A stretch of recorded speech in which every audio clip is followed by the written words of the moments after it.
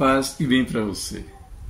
Em 1221, o casal Lucécio e Buonadonna decidiram seguir São Francisco, mas como eles eram casados, então São Francisco disse assim: espere um pouco, deixa eu pensar um pouco, vou refletir, vou meditar, vou pesquisar, vou estudar sobre este assunto. E então São Francisco pediu que eles permanecessem em oração com a família, porque eles se amavam demais. E como é que ficou essa história? Como é que eles conseguiram seguir São Francisco? Veremos agora. Lucécio nasceu em 1181. Como tantos outros jovens de sua idade, da sua época, Lucécio sonhava com armas. Queria construir um império militar para si, uma conquista que lhe rendesse títulos, honrarias e poder. Alinhou-se ao exército imperador, mas depois ele seguiu outro caminho, o caminho do comércio. E nessas suas caminhadas, nessas suas aventuras, andanças, ele conheceu Buonadonna, com a qual se casou e tiveram filhos. Eles eram grandes comerciantes, bastante apegados ao dinheiro, aos bens materiais, e eles trabalhavam demais e também emprestavam dinheiro aos ricos e aos nobres. Percebam em que situação estavam eles. E não muito diferente também do pai de Francisco, Pietro Bernardone. Pois bem, nestas suas andanças, essas buscas, eles começaram a conquistar muitos espaços e muitos bens. Nem sempre esses negócios eram honestos. E aconteceu naquele período uma grande crise, falta de alimentação. Ele aproveitou a situação e comprou todo o estoque que havia de trigo. Juntou muito trigo. Ele era o único possuidor e aumentou os preços demais, colocando para ter muitos lucros. E assim, neste momento, ele já conhecia Bernardone, conhecia Francisco pelas suas missões e andanças de comércio, e ele soube que Francisco já falava bastante a respeito da mudança dele. Lucécio resolveu um dia ouvir Francisco. E apenas uma vez, Francisco falou sobre a simplicidade, o abandono, o desprendimento, penitência. Lucécio mudou ali completamente a sua vida. Apenas uma palavra de Francisco transformou toda a história de Lucécio. E com uma lição de humildade, Lucécio resolveu vender tudo e doar aos pobres. Uma mudança extremamente radical. Todo mundo que chegava lá e pedia comida, ele dava comida. E isso incomodou bastante Buonadonna, que já não estava conseguindo conviver com essa situação. E já não tinham tantas coisas assim, já viviam com uma dificuldade até. E ela chegou a reclamar para ele: você dá toda a nossa comida para as pessoas e agora nós não temos nada no estoque, os pães estão vazios aqui na caixa. E ele falava do evangelho para ela. São Francisco tinha apenas nada também, e doou tudo, a vida toda. E ele falou de Jesus, que Jesus estava apenas com 5 pães, 2 peixes, e alimentou 5.000 pessoas. E então ele fez a oração, e quando a sua esposa foi outra vez olhar a cesta dos pães, estava completamente cheio de pães, os pães bastante frescos, e isso mexeu com a vida dessa senhora, que passou a seguir o caminho do esposo, e ambos resolveram seguir as ideias de Francisco e procuraram falar com ele, que estava naquela região. E era muito comum, as pessoas chegavam próximos a Francisco e pediam ajuda, tudo, e queriam segui-lo, e eles foram para lá. E assim Francisco lhe disse: vocês são casados e vão permanecer casados.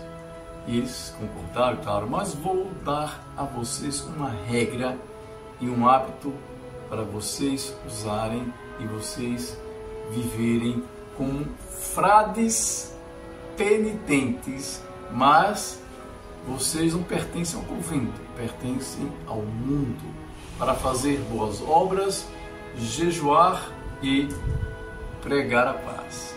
São Francisco pensava já há um certo tempo sobre essa experiência de casais. Havia, claro, a sua primeira experiência das fraternidades, que era com os próprios leigos, com os pobres, com os leprosos, com os esquecidos. Era esta a comunidade de São Francisco. E agora os casais que procuravam, é claro que não poderiam viver os 3 votos, a castidade, não, mas sim viver esta pureza, esta consagração no casamento. E então São Francisco fundou essa experiência como uma ordem e apresentou ao Papa Nicolau, que reconheceu em 1221 essa experiência franciscana com os casais, que chamamos de Ordem dos Penitentes. Portanto, Bonadona e Lucchesio foram os primeiros que entraram nesta ordem. E eles foram acolhidos, receberam o hábito pelas mãos do próprio São Francisco. E com o passar do tempo foram chegando outros casais e participando desta obra, desta experiência franciscana, com um carisma próprio, com as normas próprias, com as constituições próprias, com toda a experiência própria de uma ordem, de uma fraternidade, de uma experiência reconhecida pelo próprio Papa, pela Igreja. Com a vida mudada, Lucchesio e Bonadona foram morar para os campos e faziam penitência dos ermitérios, e o de Santa Maria em Camaldo era um dos mais preferidos. Sua mulher e eles rezavam, meditavam bastante, e era muito comum, as pessoas percebiam que o corpo de Lucchesio elevava-se do ar, ele levitava bastante, já estava numa experiência bastante profunda, mística, e com os doentes ele levava os doentes, ele cuidava dos doentes, tratava dos doentes, e a sua esposa também fazia esse mesmo trabalho. Eles viveram realmente de uma vida bastante simples, bastante humilde, e conseguiram realmente transmitir essa experiência de Jesus Cristo na presença daqueles que mais necessitam. Em 26 de abril de 1260, Lucchesio e Bonadona viveram bastante tempo unidos na terra. O seu amor chamava a atenção das pessoas, mas eles foram chamados à casa do Senhor. Nesse dia, Lucchesio teve que ficar de cama, quando de repente Bonadona também estava adoentada e febril.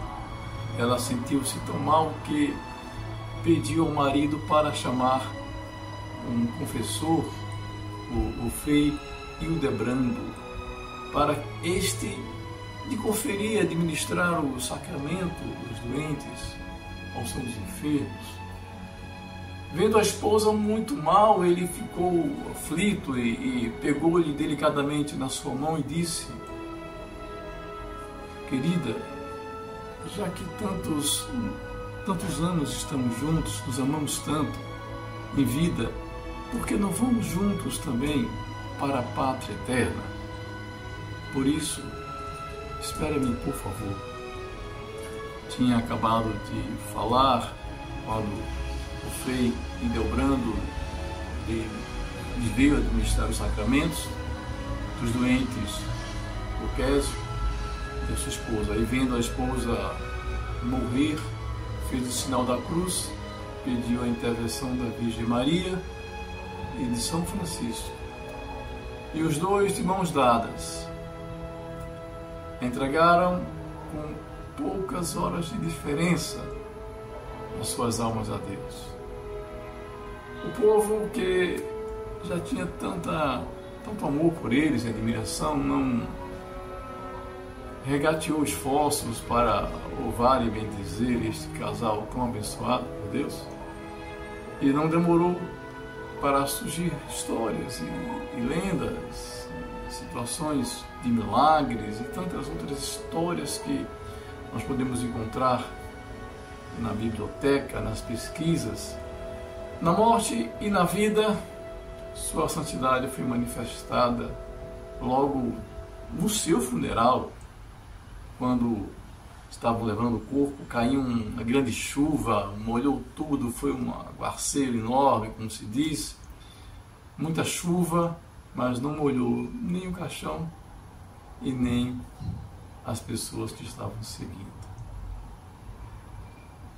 É assim, a vida de Lucésio e Bonadonna, hoje reconhecido pela Igreja, eles não são canonizados santos, está quase chegando lá, mas eles são realmente a presença marcante da família com os franciscanos.